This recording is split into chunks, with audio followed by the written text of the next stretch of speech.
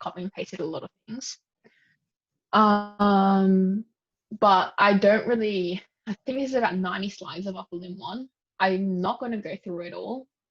So like, is there anything you guys want to go through and want me to explain? Because there's a lot here.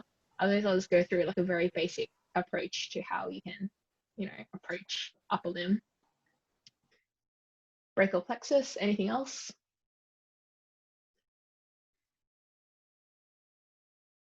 No? Everybody just wants brachial plexus. All right, cool. That's fine. So I'll scroll. So just showing you how I kind of set up the slides. Axilla, yep. How muscles make things move. Okay, yep. And shoulder. All right, cool. So we'll kind of just go in that order-ish. So the way I structured it is how to approach MSK anatomy properly. So hopefully you guys have all done basic terminology. So anterior, posterior, superior, inferior, all that jazz. Step 2 is to learn the bones. So you need to actually know what bones you have in the upper limb. And that includes your scapula and your clavicle, as well as your humerus, which is the only ones you should really care about at the moment. And then after that, you have to know the muscles in each compartment and the nerves. So that's just your brachial plexus. All right, so just to answer the question of how muscles make things move, like what do you mean by that? Luckily.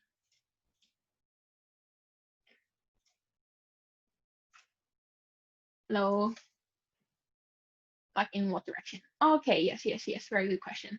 So I'm actually going to pull this over here. Hopefully my iPad decides to work today. So let's just say when you have muscles, right? You have, let's just pull up a random muscle. Let's say you're talking about. I think like biceps will be the easiest. Yeah, biceps is a good example. Where is my biceps slide? Oh dear.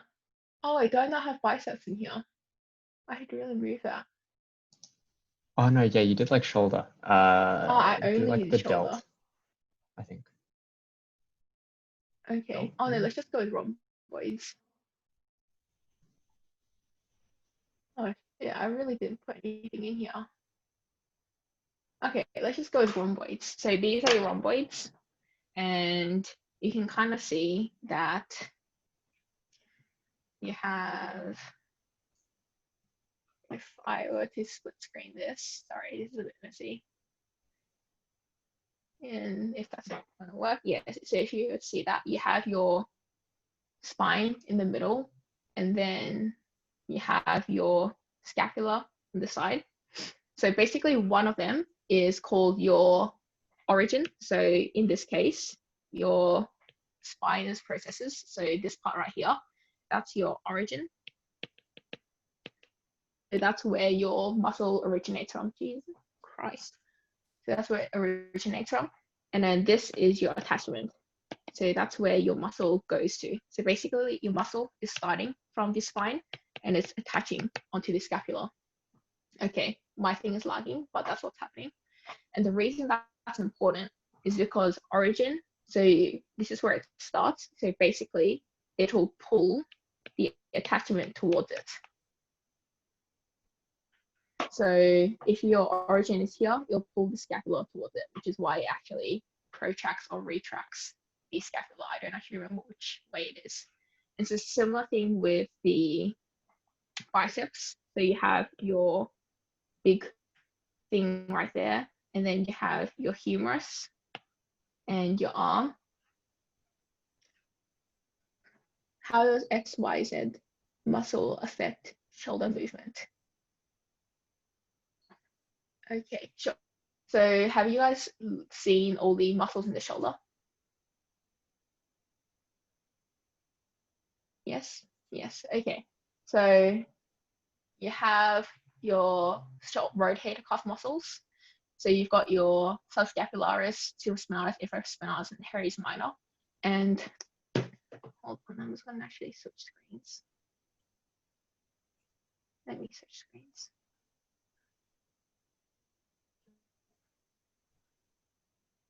Sorry.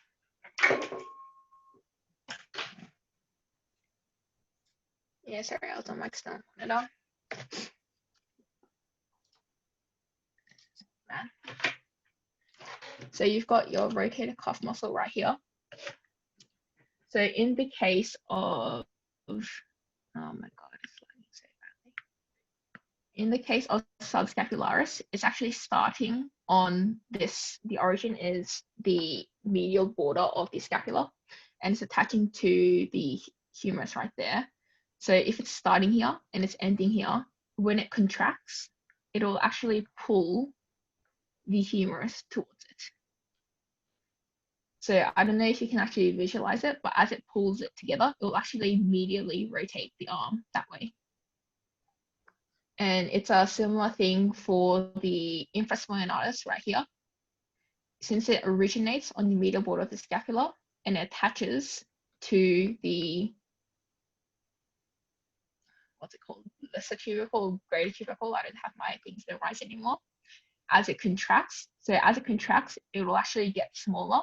So as it gets smaller, it'll pull that humerus towards it. So as infraspinatus contracts, it'll, what's it called? It'll laterally rotate the humerus. And it's a similar thing, once again, just to sort of like nail it through. So you have your supraspinatus, it starts over here, inserts into the humerus like here. As it contracts, as it gets smaller, it'll pull it that way. So as it pulls it that way, you can kind of see that it'll actually pull the arm upwards. So it will abduct the arm. Yeah, does that kind of make sense-ish? Hopefully. I don't know, I can't see the chat. Yes? Okay. Okay, brachial plexus. I think next one is glenoid fossa. So the glenoid fossa, let's see if this will call it. Agree with me. Glenoid fossa is simply talking about a part of the scapula. So where's my scapular side? So the scapular side is right here. And the glenoid fossa, so the fossa refers to like a, I don't actually know what the term is. What's fossa actually referred to? Fossa is like a deeping or like a, it's like a cup shape, I guess. And the glenoid cavity, yes, I will explain that as well.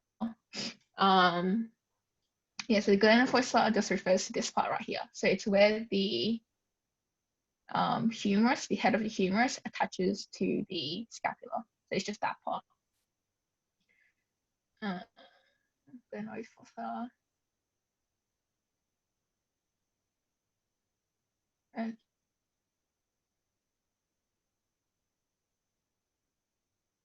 remembering individual muscles neurovascular supply. This is, yes, you should know each individual muscle's neurovascular supply, but it's actually a lot easier than you would think. I feel like some other people are going to disagree with me, but it's actually very easy. So you can see when I wrote this slide, I said learn the muscles in each compartment and what the compartment does. So for example, in the, what's it called? The anterior compartment of the arm, you have three muscles. You have your biceps brachii, coracobrachialis, and your brachialis muscle. And those three muscles are all supplied by the musculocutaneous nerve.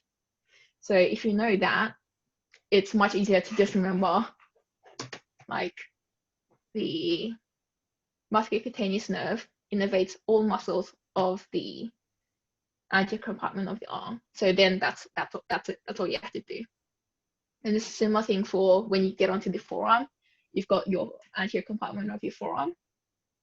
That anterior compartment of the forearm is all innervated by the median nerve, except for the flexor carpi ulnaris and the medial half of the flexor digitorum superficialis. You don't need to know that right now, but there are like so many muscles and they all follow particular patterns. And if you just memorize, or not memorize, but understand which muscles are in each compartment, like memorizing the neurovasculature becomes much easier. And in terms of vasculature, it's actually quite low yield. You don't really need to know that much about it. You just need to know the main arteries that run through each part of the arm.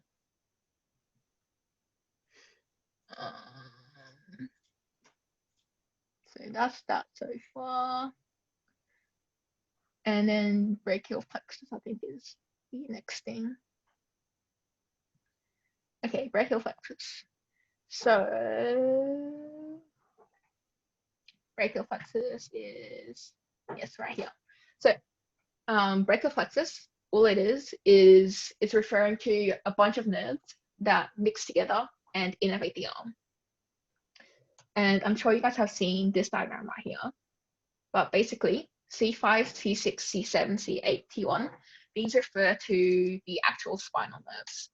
So if you have, basically you have all these are your vertebrae, so the bones in your back. And then we have like numbers for them. So that would be like C5, C6, C7, C8, T1. And by C5, C6, we're actually referring to the nerves that come out between the particular vertebrae. So this one would be nerve C5, C6, C7, C8. This one would be T1. So that's what that actually is. So you start with roots, trunks, division, cords, and branches. So these nerves all mix together. So when they're by themselves, so when they're just C5, C6, C7, C8, T1, those are called roots. But when C5 and C6 join together and this one becomes that and that, they turn into trunks. And then when they each all divide into anterior and posterior divisions. And as they're doing that, they're called divisions. They mix together a bit more, then they're called cords, and the final nerves are called branches. Okay, the easy way to remember this is rugby teams drink cold beer. So let's write this in, rugby. Oh shit. It's decided to refresh on me, but rugby teams drink cold beer is the mnemonic that I used.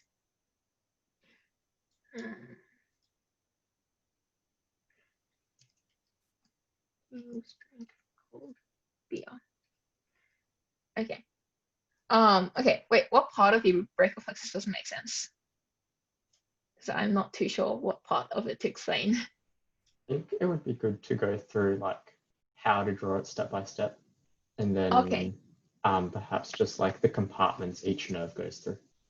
Like just your mamu. Don't bother with the smaller nerves. Oh, okay, that's sad.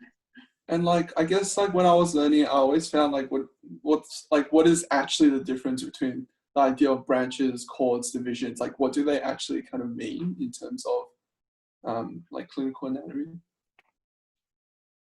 Like where they are. Yeah, so like where they are and how, like for example, roots, like and the dermatomes and kind of that, like what is it and things. Just Okay. very, I guess, very basics of what it kind of means. C8, T1. So yeah, if we were to draw it like here. So we have our C5 nerve root coming off, C6, C7, C8, T1. But it's actually a lot easier to draw out two Ys down the bottom and a straight line down the bottom, down the other side, and make, so it's basically two Ys and a reverse Y. Wait, sorry, Yeah, sorry, are you drawing? Yeah. Yeah. I've been doing this the whole time. Yeah, so you've got two Ys and the reverse Y. And then once you have that, you basically, for your C5 and C6, so your superior parts, you draw a cross. And then for your bottom one, you draw it upwards like that. And then from there, you just extend this one. So this is like the start bit, and then you kind of bring the top C5 one down, and then join it with C8 T1 like that.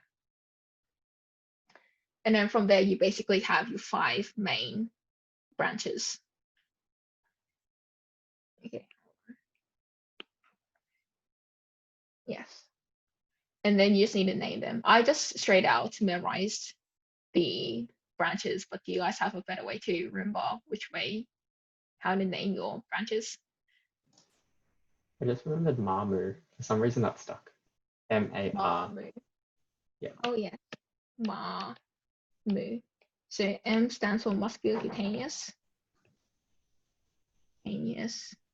axillary, radial, median, and ulnar. Yeah. So that's the brachial plexus. And if we were to bring in the root stuff, so roots actually refer to the spinal nerves itself. So these are your roots. And most alcoholics must really, yeah, that's smart. And then you have your trunks. So the trunks is this section right here.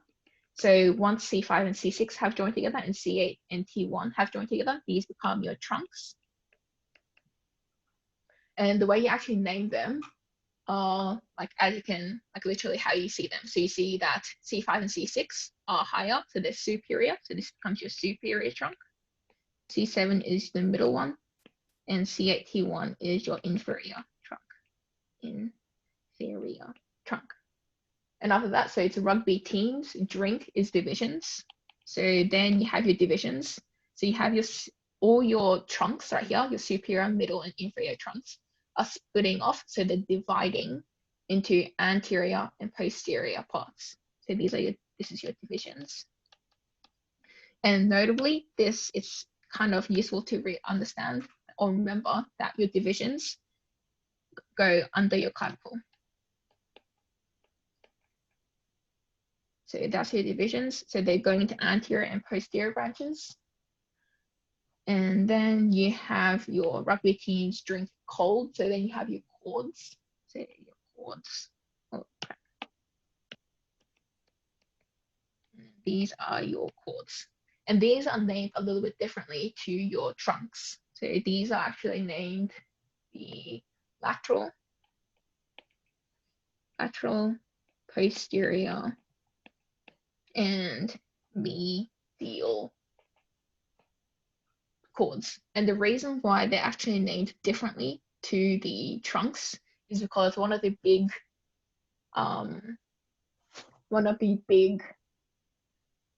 arteries in the arm, so the main artery that supplies your arm, so I think it's called the axillary artery at this point, actually runs through this area.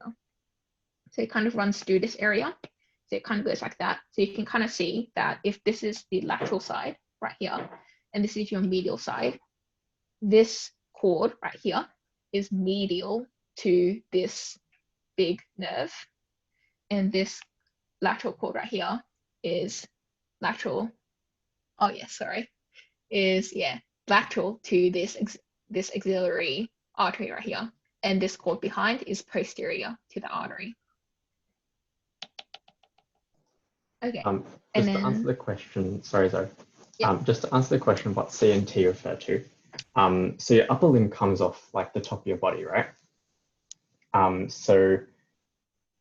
With your vertebra, so your spinal bones, you have like your cervical around your neck, then you have your thoracic around your rib cage, your lumbar around your lower back, and then your sacral ones like near your hips kind of.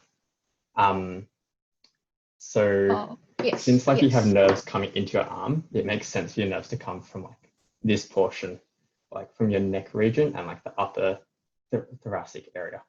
So therefore you have like C5, 6, 7 coming from like here, like in your neck, and like your T1 coming from here, and that all joins together to like go into your arm. Yeah, and you just made a very good point there. So it's important to actually know the difference between the vertebra and the nerves themselves, because the cervical region is actually a bit confusing. So you actually only have 7 cervical vertebrae.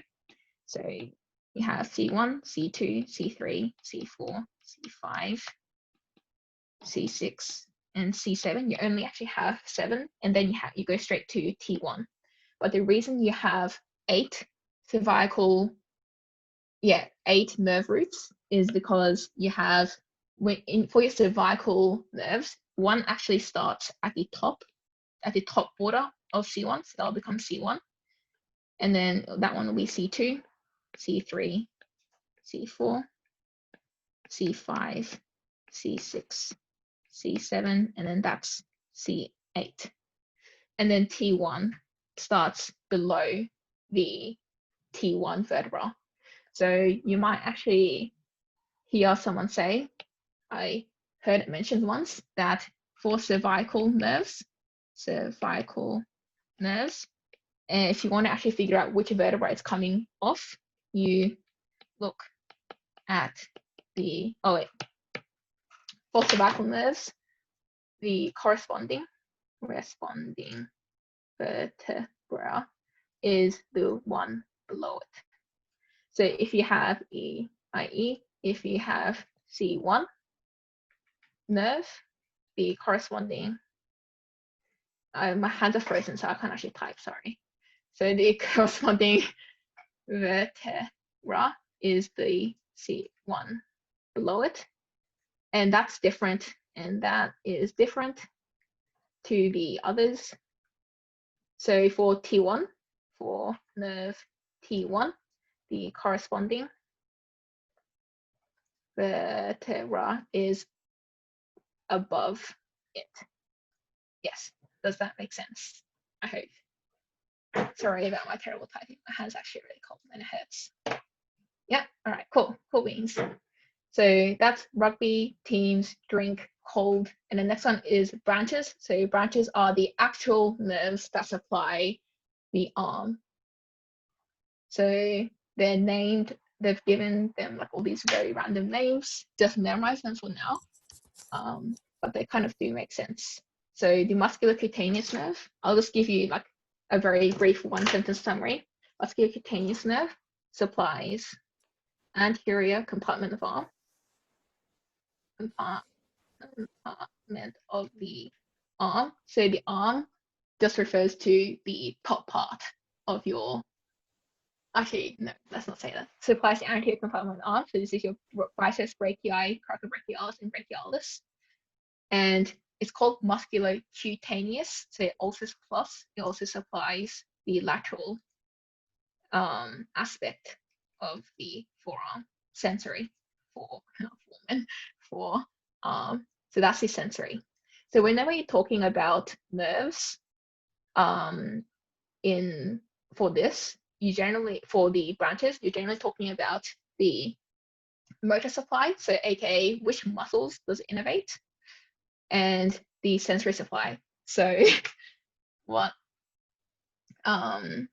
like part of your body, of your arm, does it let you feel? So if I scratched the lateral part of my arm, it would actually be the musculocutaneous nerve kind of relaying that information back up to my brain. Yes, arm just means upper arm. Yeah, so you've got, let's just say, you've got your shoulder here, and then you've got your arm there, and then that's your elbow. That's your elbow.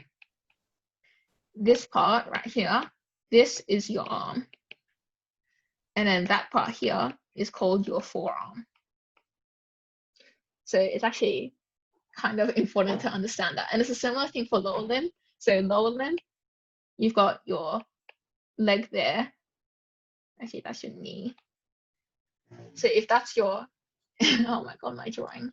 So if that's your hip, this is your thigh region, and that is your leg. So your leg only actually refers to this section right here. Yeah, so that's that. So motor, you're thinking anterior compartment of the arm for musculocutaneous, and for sensory, so what you're feeling is the lateral aspect of the forearm. And for auxiliary, you're thinking deltoid and teres minor. And teres minor and lateral. And so that's for motor. So these are the muscles it's innervating. And for the sensory component, you're thinking the regimental badge area. So lateral aspect of upper arm. Lateral aspect of arm, upper arm. And then so on and so forth for radial and median ulnar nerves. I won't actually go through it because you guys can read. And I think I might be confusing you guys. Does any part of this not really make sense? Please tell me if it doesn't.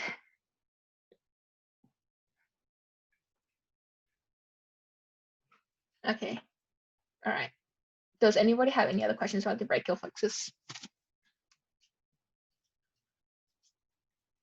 No, okay, cool beans. So glenoid fossa, as we mentioned earlier, just refers to that part where the scapula meets the humerus.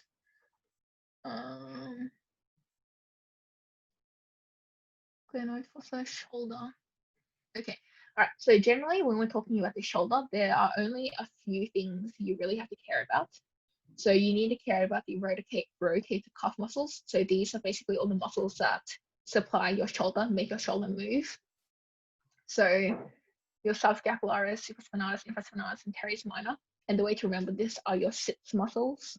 I don't know if I put that in here. Okay, then let's put that in here now. So these are your sits muscles. Sits muscles.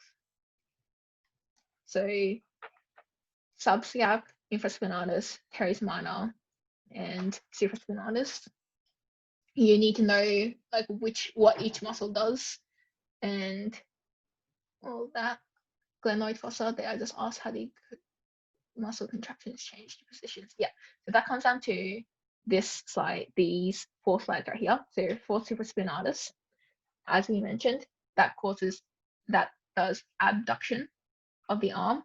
So if you start here and you shorten this supraspinatus muscle, it'll pull the arm upwards. So that's abduction. So that's that.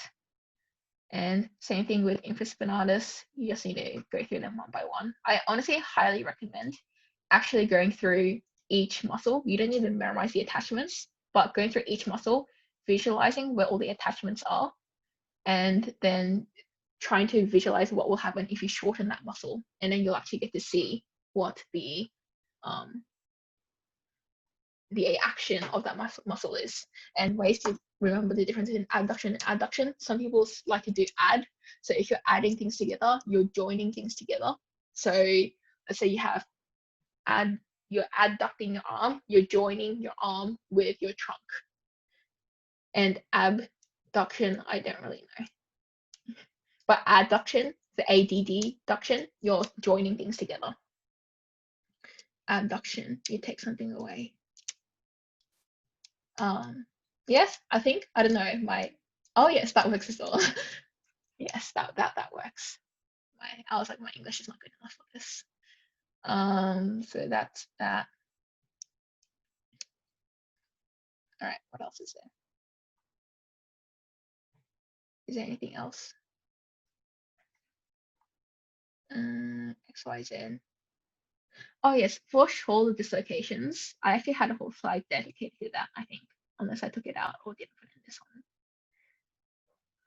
one. Oh shit, did I not add? I don't know if it's worth doing shoulder dislocations yet. I think yeah, go okay, easy wait. on the clinical. Yeah, but do I have my slide for shoulder dislocations in here? Oh, okay, no. I don't think so. Oh, that's depressing. Sorry.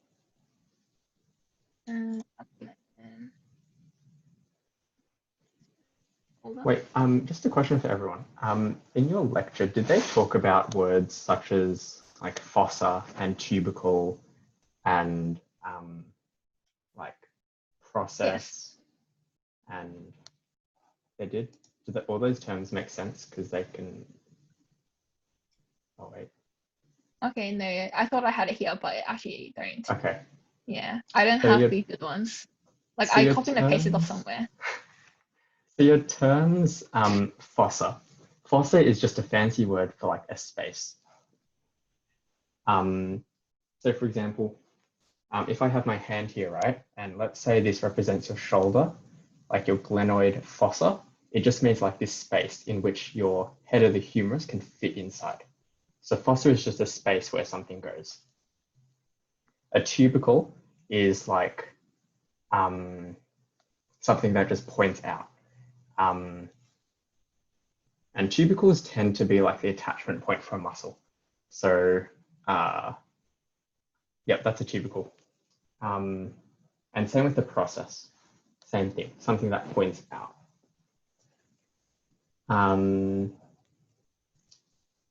The head of a bone is normally like a thickened end of it. The shaft is the straight bit, and the neck is the bit in between that. Process for quite a few, but didn't explain. Is it always concave? Concave for the fossa? I believe so. Yeah, all the ones I can think of are concave. Yeah, all of them are concave, so it's like a cup.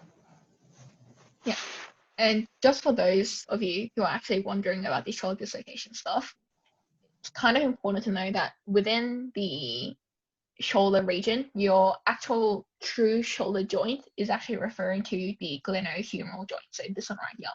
So the gleno is because it's attaching to the glenoid fossa, as you mentioned, and humeral because it's attaching to the humerus. So the glenohumeral joint is the shoulder joint.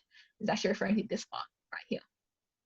And in terms of the dislocations, you don't actually really need to know this too well, but it's really more so about which part, or well, in which direction are the ligaments the weakest. So in this case, like, you kind of just have to kind of memorize the fact that the ligaments in the anterior direction are kind of the weakest. So it's most common for the shoulder to be dislocated anteriorly, and it's almost never dislocated superiorly. And why is that? Because you've got the coracoacromial ligament right here that kind of forms a roof and doesn't let the humerus kind of jut out that way.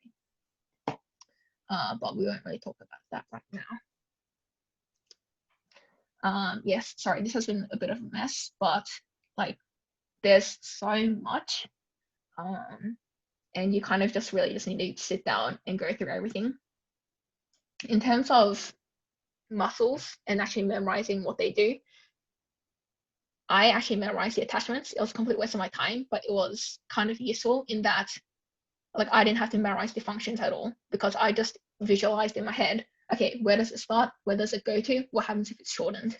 So if you can actually go through and then just, even if you didn't memorize it, actually just try to visualize everything, it'll help make things a lot clearer.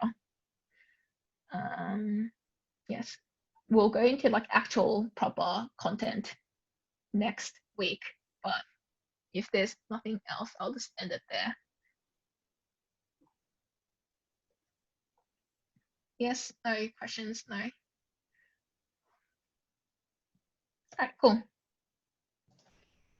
Yeah, I think the best approach for like this week for anatomy is probably just to get your head around like the different movements. So your abduction, your adduction, your flexion and your extension, your internal rotation, external rotation. And once you can get your head around those like movement terms, then you can probably start learning, there's no like your scapula, your clavicle, your humerus. Know your big bones. Don't focus too much on the landmarks because those aren't, they're not really that important. And then I would say go to like your compartments, so your anterior compartment, like your biceps will flex, and then like your posterior compartment. And don't focus on the individual muscles within each compartment, just focus on the compartments themselves, because individual muscles can come later. So I was telling someone the other day, just focus on like a really broad like foundation of knowledge, nothing specific, just like trying to get your head around the movements, the big parts of things. And then slowly from that knowledge, you can then build up from there. Anki, always Anki for resources. Yeah, for resources. Yeah, I used Anki for like memorizing the landmarks. and like identifying what muscles are what. Otherwise, Textbook wise, you don't have to, but if you want to, I used Morandali. I love Morandali. Hub Premium. I've never tried Premium. I mean, the free version has always been pretty good for me. I really like this. I really like. Oh, sorry. I really like. I think it's like some British YouTuber. His name's Sam Webster, and he has some really good videos and playlists for anatomy. And he tends to be fairly relaxed. Like he'll talk things through. And yeah, I find him useful. Otherwise, you'll find that in Tutes, they will probably use a website called Biodigital. Biodigital. Oh yeah, Morandali. Yeah, Morandali is a textbook. And also just try really, really hard not to get bogged down in the details, because it's really easy to go out and try and memorize every single like muscle attachment and landmark. But like when you're first starting off, like it's even like the way I'm trying to approach pelvis. When you're first trying to start like learning a new region of anatomy, the best way is just to like read a lot and try to like get exposed to all the different types of words. Because first time around it's not going to make sense. So you're actually definitely going to have to go through it multiple times, and like just don't stress and just keep trying, I guess. Yeah, like the first week of anatomy is always the rough. It's always the rough bit, like a bit deaf. Yeah.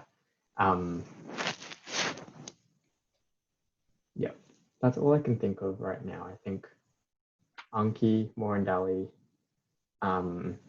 If you just want to look at pictures, and pictures can help, Netta's diagrams.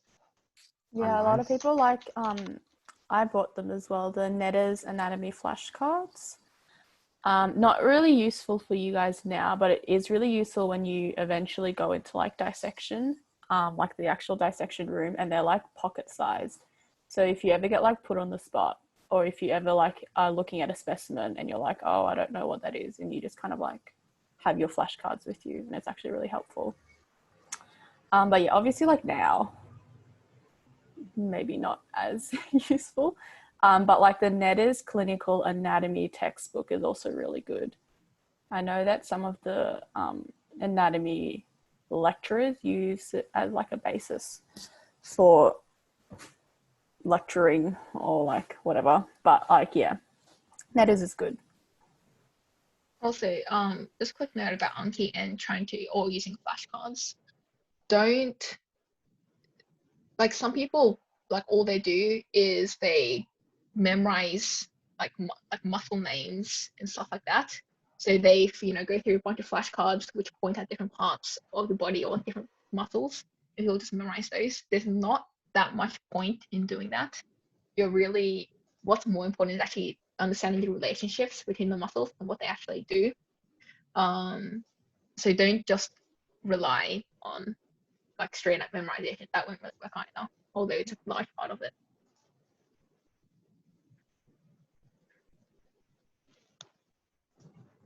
Alrighty, I'm done. Anatomy desk.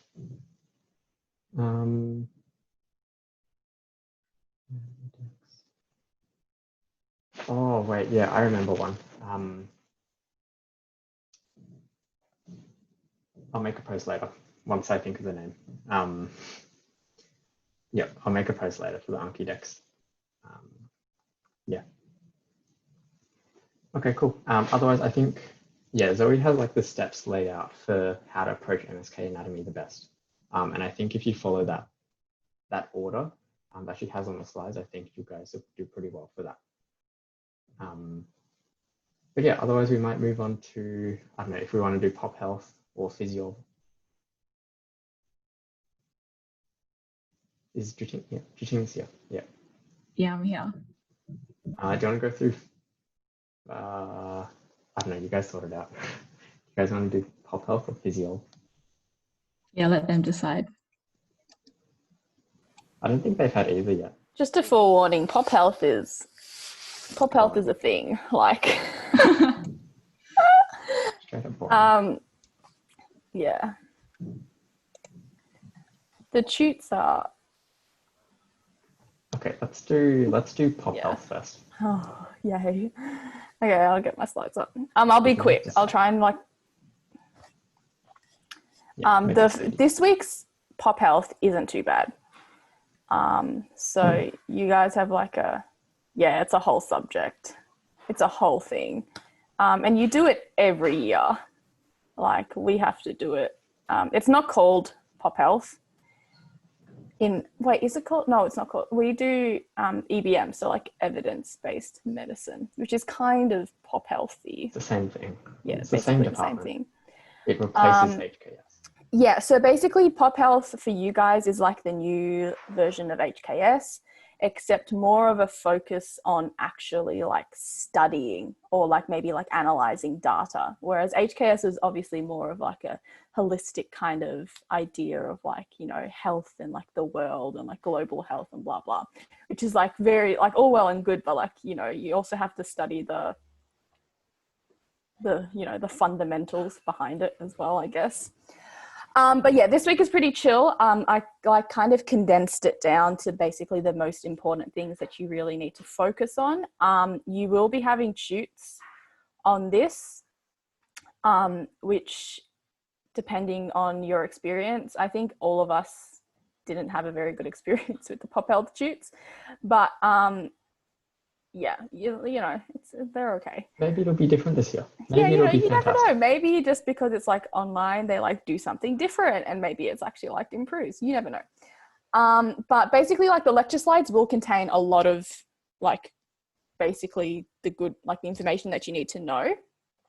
Yeah, the lectures are all right. You can watch them after as well. Like this is a very, I don't want to say cram it, but like it is a kind of crammable subject. But anyway, so why do we actually like learn pop health? So it's kind of very applicable in today's setting, right? Because we're kind of like living in a pandemic right now. And the whole aim of population health is to improve the health of an entire population. We're trying to reduce health inequalities in a population as well. So in a normal like day-to-day setting, pretend we're not in a pandemic, these would be some of the goals that you would be trying to achieve. Like you're trying to reduce health inequalities, you're trying to like make everyone like, you know, improve health for everyone.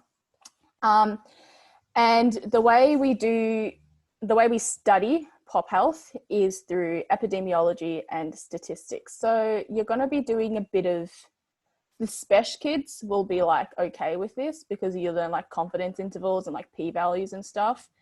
But like, yeah, you have to do some biostatistics. It's not very maths heavy. Like you don't have to do much calculation, but like you need to understand the ideas behind some of the statistics. So yeah, it's a whole thing. So this whole slide is going to be covered in a lot of detail in a tutorial. I think this is actually the topic for your tutorial, is just like you're just talking about like causation. So there's two different types of causes. So there's a sufficient cause, which is basically the presence of this factor alone is going to result in the disease. So it's inevitably going to cause disease. Whereas necessary cause is the disease is never present when this factor is not there. So a necessary cause has to be there for the disease to happen. And believe me, I got really confused with these two because it kind of sounds like the same thing, but through these examples, you can kind of see that they're kind of different. So for example, the one that they use the most is like tuberculosis. So it is necessary for you to be exposed to Mycobacterium tuberculosis, but this exposure itself is not sufficient for the disease state to occur. So you would need other factors to be present. So, you know, like a compromised immune system, you know, other things need to be there in place for you to actually get to a disease state. Another example, you can kind of read them from the slides, but for example, cigarette smoking, it's neither necessary nor sufficient for the development of lung cancer. Ebola is necessary and it's also sufficient for Ebola fever. Huntington's cholera, necessary and sufficient to have the genetic mutation because it is dominant. So basically, if you have the genetic mutation, it will inevitably cause the disease, and the disease is never present without that genetic mutation. The way that they ask questions like this is usually like multiple choice, and they'll give you something and they'll give you a cause and they'll say, is this like necessary and sufficient? Or like they'll make it like this, they'll give you an example and they say, this is a necessary and sufficient something to cause a particular disease, and you have to like true or false, whatever. Usually they just use these 4 examples like from the slides. I haven't like really seen any other examples, so they basically give you all of the information you need to know from the lecture slides. So just know these 4 examples, I guess, and they'll come up at some point. Okay, sorry, I need to keep the chat open, but I'll like come answer your questions in a sec. Another thing is this thing called the Bradford-Hill criteria for establishing causation. It kind of makes logical sense. Like the names of the criteria kind of make sense. The only thing that you guys need to kind of really take away from this is temporality is the most critical and it's essential to establishing causation. So if you don't have temporality, you can't establish causation. So basically what temporality means is, does the cause precede the effect? Which kind of makes sense because the cause has to like come before the effect for you to actually establish that causation, for you to actually establish that relationship. The rest you can kind of tell from the name. For example, like plausibility, is the association consistent with existing knowledge? Is it actually plausible? Is it a plausible cause? And et cetera, et cetera. This will be covered in a lot of detail in the tutorial as well as in the lecture. The main thing that you just need to take away is the temporality, is that it's essential to establishing causation. I don't think there was any other questions really about this whole criteria. I don't think so.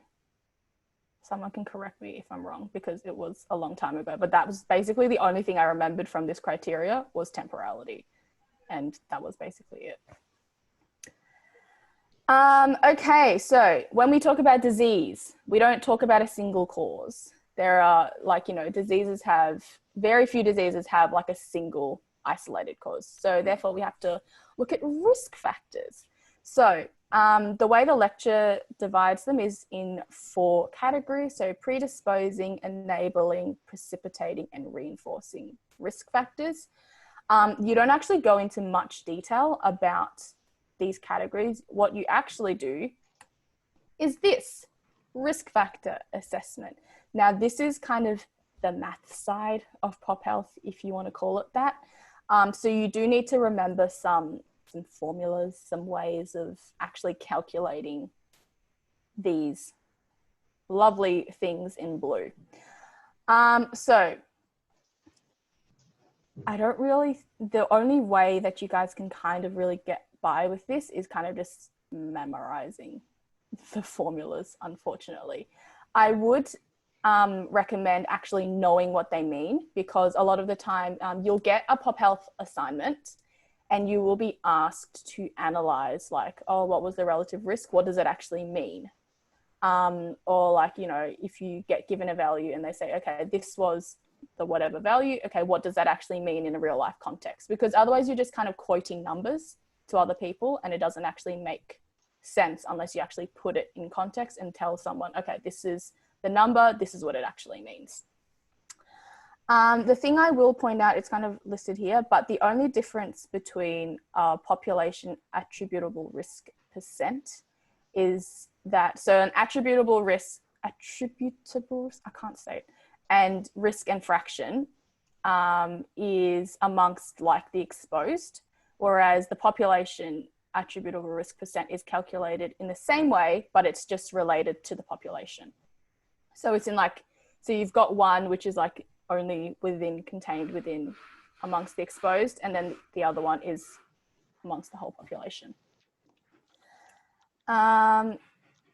It will make a lot more sense after the lecture, also after the tutes, but yeah, that's kind of mainly it. This is the main takeaways from the first lecture, because the first lecture, they kind of bombard you with a lot of information. They're going to tell you about some river analogy about like what population health means. And then they go through a lot of really detailed examples or like case studies, which aren't actually very relevant. So these are the main takeaways from the lecture. Now I need to get the chat up. How do I do that?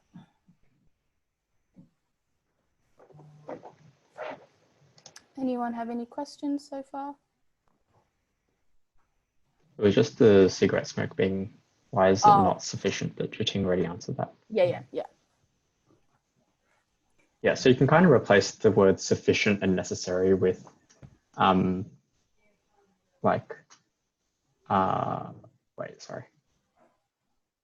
You can replace them with simpler words. Like sufficient is why isn't smoking enough to cause lung cancer? Like just because you smoke cigarettes doesn't guarantee that you'll develop lung cancer.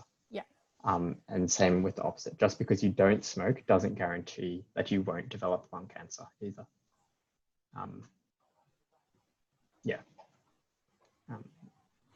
Cool. Otherwise, we'll move on to physiology. From Jiting. Yep, I'll just share screen. Okay. I'll present it, I guess. Okay, so today's just like an introduction to motor systems. I think you only get like a introduction to it in the first week. I believe, at least for us, this lecture was given by Michael. So I'm assuming you guys will also get Michael. For this semester, I think only for the first few weeks will your physiology lectures be given by Michael. I think towards the end of the semester, I'm pretty sure you get a different lecturer, but he gives all the ones on motor systems, at least for us. Okay, so let's start. So first of all, I guess we've got to know what exactly is motor control when we refer to it. So motor control is essentially the process of, very simply, one, you sense the environment. And this information then gets sent to your brain for processing. After it's processed, this processed information will then go out and activate your muscles. That's pretty much what motor control is. So how do we go from seeing or sensing things in the environment to then processing this information we get, to then acting on the information and actually moving our muscles or talking or drinking or etc. Okay, so a bit about the brain, because all this information that we get from the environment essentially has to go to different areas of our brain to get processed before we can actually move the rest of our body. So I pretty much just summarized Michael's lecture. So we're looking at the cortical divisions of the brain. So first of all, the brain has three main divisions. So if you look at the diagram at the top here, we have the big area of the brain that we collectively refer to as the cerebrum. Of course, you can split that up further, but the large area at the top, we refer to as the cerebrum. We've got this section at the bottom back of the brain called the cerebellum, and the little part at the bottom of the brain we call the brainstem. So these are the three main divisions. Now within the cerebrum, so the large area at the top, the outer layer we call the cortex, and that's made up of grey matter. And the inner layer, so the inside region of the brain is white matter. If you remember back to your spinal cord, it's actually the opposite. So in your spinal cord, the inside is grey and the outer section is white. For the brain, it's the opposite. The outer section or the cortex is grey and the inner section is white matter. We can further split the cerebrum up into different lobes, as you can see in the bottom right diagram. So these include the frontal lobe, the occipital lobe, the temporal lobe, and the parietal lobe. And now, because we're talking about motor control, the main lobe that we would be focusing on is the frontal lobe, because that's where our motor cortex is located. And our motor cortex is essentially the one that's involved in motor function and controlling our movements. So motor function and its organization and pathway. So as I said before, we get information from the environment and it's got to be first sent to our brain where it's processed. And this information, all you have to know at this stage is it then goes down our spinal cord before it activates our muscles, such as our body and our limbs. So that's how the information gets sent down through our spinal cord. And then these nerves will then branch off and go to our muscles. Of course, as you can see at the top here, there are other parts of our brain, such as the brainstem, that also play a role in processing and relaying these signals. But at this point in time, you don't have to worry about how that works. So if we look at our peripheral nervous system, which is the rest of our nervous system minus the brain and the spinal cord, which is our CNS, we can split the peripheral nervous system into two main divisions. The first division is the sensory or the afferent division. This is the information going from the environment towards our brain. And we also have the motor or the efferent division, and this is information going away from the brain to our muscles so we can move them. So if we have a look at both of these in a bit more detail, starting off with the sensory, part of our sensory division, we have somatic afferent fibers and visceral afferent fibers. So our somatic afferent fibers are essentially the fibers or the nerves that are carrying impulses or signals from our skin, our skeletal muscles, and our joints. So think of it as conscious movement. So if I wanted to lift my arm up, I can consciously control that movement, and so it would be controlled via somatic fibers. You also have visceral afferent fibers. So instead of, I guess, conscious control like moving your limb, these fibers mainly transmit impulses from your visceral organs. So think of it as your inner organs, such as your gut or your heart. You can't exactly control how fast your heart beats. And once again, the motor or the efferent division, as I said before, transmits signals from our brain or our CNS to the effector organs. And that could be our arm, for example. So this is just another bit of revision from last semester regarding the organization of the spinal cord. So, I mean, correct me if I'm wrong, but by now, I think from last semester, you would have already been introduced to the cross section of a spinal cord with the dorsal ventral horns, roots, and which nerves go through which route. So the afferent sensory information would travel through the dorsal root to the dorsal horn, and then it will ascend to the brain via ascending tracks. So if we look at the one in red, any information from the outside world travels through afferent sensory fibers, through the dorsal root, comes here to the dorsal horn in our grey matter, and then it will synapse and go to our brain via an ascending tract. Now, obviously, the opposite will then happen for our efferent motor neuron information. So efferent motor information comes from the brain down the descending tracks, so this here in blue, and it will exit out via the ventral root to then innervate our effector muscles.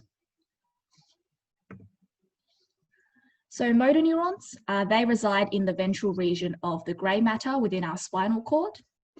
This is just a bit of extra information. You probably don't need to memorize this, but the size of our ventral horn actually becomes smaller or larger, depending on which level of the spinal cord we're at. So if it's an area where there are a lot of complex movements happening, like the area of our spinal cord that has nerves leading out to control our hands and legs. Obviously, a lot more signals and complex control is involved there, so we would have an enlarged ventral horn. This is just because we essentially just need more neurons in order to do what we need to do. And you would probably most likely see this diagram or something like this in your lecture as well. And all this shows really is that cell bodies that innervate our proximal muscles, so the trunk of our body closer to the midline, lie closer to the midline within our spinal cord, and cell bodies that innervate more distal muscles lie further away from the midline. So alpha motor neurons. So these are the motor neurons that are involved in voluntary and reflexive movement. They directly innervate the muscles, and the cell bodies lie in the ventral horn of the spinal cord, as we said before. Now the neuron will exit the ventral root and attach to the muscle at the neuromuscular junction. It's also known as the lower motor neuron or the final common pathway, but I think most of the time we just refer to it as the alpha motor neuron. So some of you might have the question of, we just talked about motor neurons, now we're talking about alpha motor neurons, what's the difference? So we also have different types of motor neurons, and another one that you would learn about this semester is the gamma motor neurons. Both are involved in muscle contraction, but they have slightly different roles. It's not discussed in this week, so you don't have to worry about it. But just know that when we talk about motor neurons, we're generally referring to alpha motor neurons because these are the guys that contract the bulk of our muscle. So if we were to actually lift up the weights, it's mainly the alpha motor neurons that are helping us achieve that purpose. This is just a bit of terminology. So what is a motor unit versus a motor neuron pool? So a motor unit is one alpha motor neuron and the muscle fibers that it innervates. So one alpha motor neuron might innervate a few muscle fibers, but it's whatever one alpha motor neuron innervates, that's called the motor unit. We can have small ones and we can have large ones.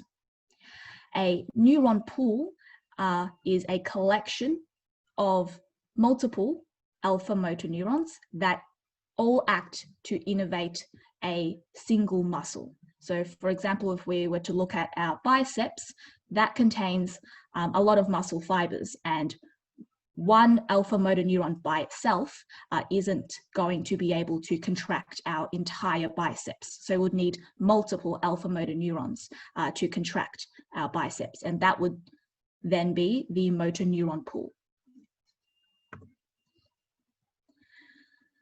So how do we actually control the amount of force that we use? So, you know, when we want to hold an egg versus when we are, I don't know, at the gym lifting weights, for example. So how do we actually control how much force we use with our muscles? Now, the first way our muscles do this is through something called rate coding. Now, rate coding just means how frequent our muscles are stimulated, so controlling the frequency of stimulation. So in order to understand rate coding, we have got to look at this diagram over here. So if we look at the top here, essentially what this diagram is showing is the amount of muscle contraction, so the amount of force on the y-axis is being measured every time an electric signal is being sent to stimulate it. And through this experiment, essentially what they did was they stimulated the muscle at varying frequencies. And through this experiment, they discovered that muscles need essentially 200 milliseconds to fully relax before you stimulate it again. So this is the first diagram in the top left corner here. So you stimulate it, the muscle contracts, and it comes back down. So in order for it to contract and fully relax, this takes around 200 milliseconds.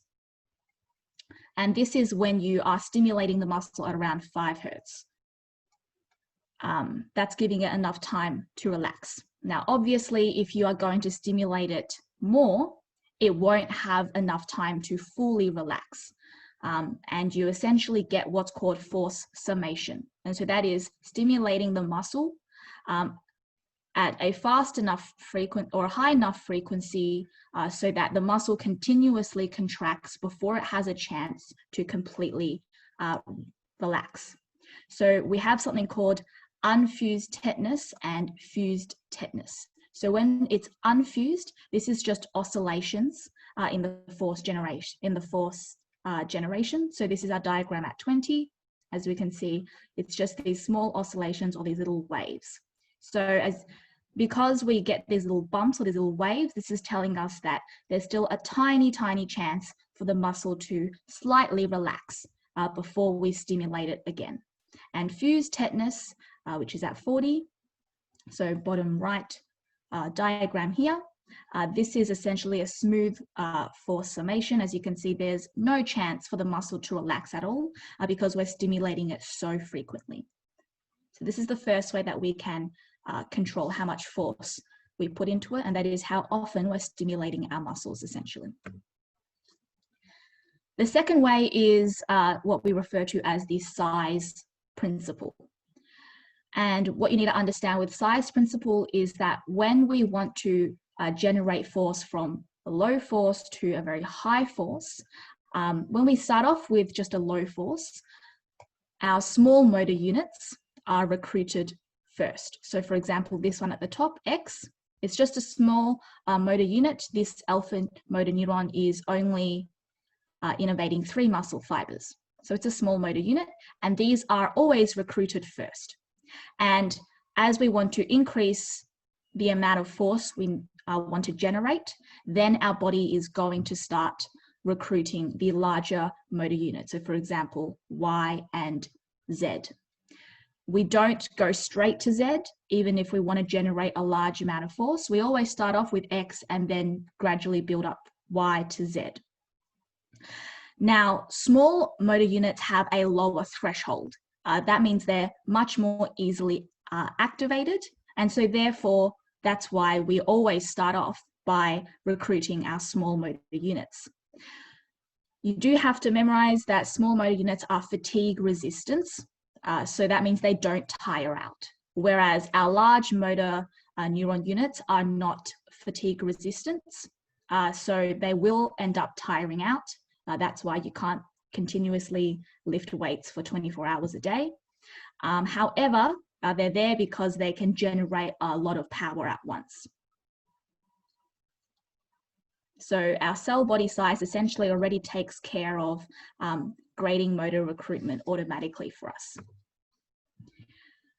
And the third one is controlling muscle force. Now, when I learnt this, I pretty much just thought of it as a combination of the first 2 principles all working together collaboratively to ultimately allow us to have that really fine control in terms of how much force our muscles can generate. So based on the previous 2 principles, we know that as we need more force, we need to recruit more motor neurons.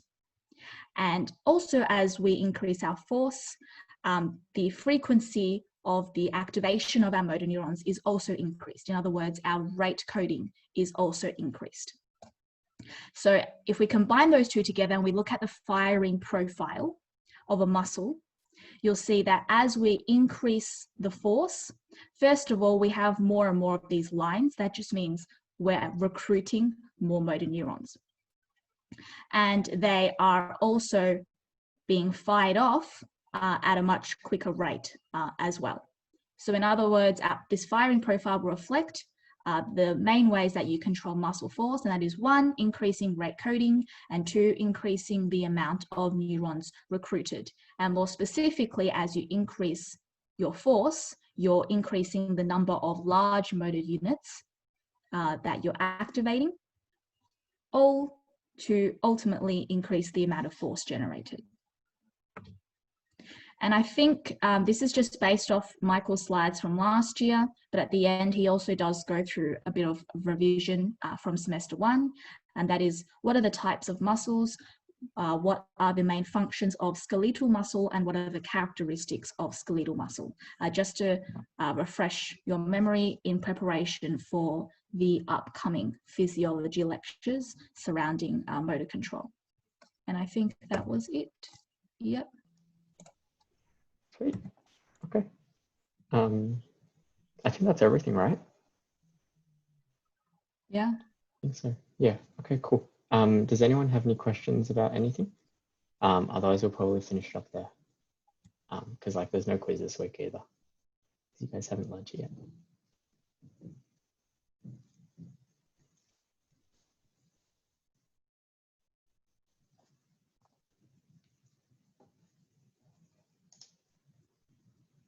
No? Okay, cool. Let's end it there. All right. See you guys